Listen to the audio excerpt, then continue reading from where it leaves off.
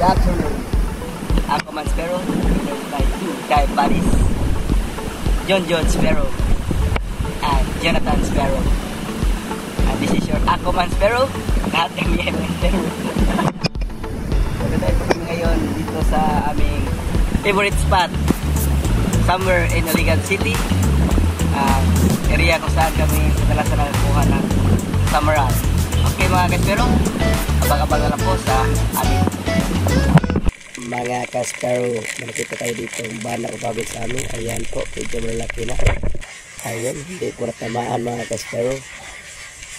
Napakalapit sana pero walayng nangyari. Kaya nagbabay na lang tayo sa quality fish o banak mga ka-Sparrow hanggang sa ulitin. Pero dito mga ka-Sparrow may mga grupo po ng summeral. Ayan, gusto ko sanang mag double kill o double shot pero ayan, hindi na double shot pero kahit paano may natamaan tayong isa.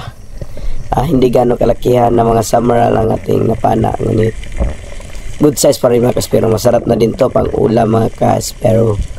Tingnan nyo po at yan natin na pong ni-recover ang ating summeral.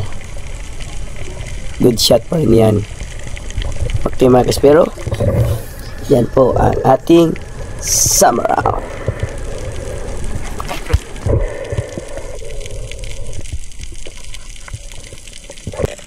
At dito naman mga ka-Sparrow, may nakita naman tayo dito isang summeral. Mamaya lalabas po yung summeral sa ating giliran po yan ng dadaan. At kung inyo napapansin po mga ka-Sparrow, medyo malabo na po ang tubig. At yan na po, lumabas na po ang isang good size summeral po mga ka-Sparrow. 800 grams po yan na summeral. Ayun sa pool, tignan nyo po mga ka-Sparrow ng ating na-replay. Ayan po ang ating summeral na good size. 800 grams po yan mga ka-Sparrow. Dalawang guhit na lang para mag-1 kilo na siya mga ka-Sparrow. Yan po, good shot pa rin yan. Sentro pa rin ang tama ng ating napanang summeral. Ayan na, medyo malaki po yan na summeral mga ka-Sparrow. Kung inyo mapapansin sa paghawak ko, okay, good size summeral po mga ka-Sparrow ang isang summeral nating napana. Alright,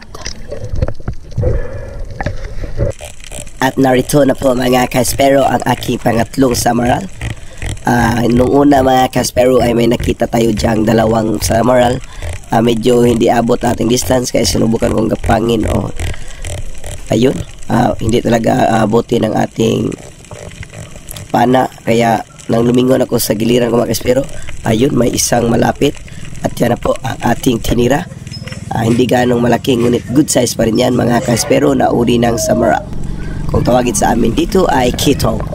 At yan po, at hamaan na po natin mga ka-Sparrow ang ating pangatlong summeral o kitong kung tawagin dito sa amin. Ayan na po ang ating pangatlong isda na summeral. Yan. Ayan po mga ka-Sparrow.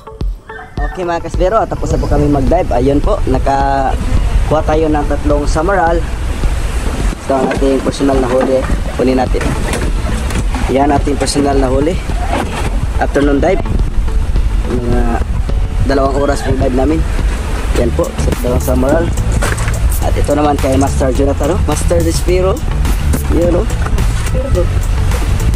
Okay mga ka-Sparrow, yan po lahat ng ating huli.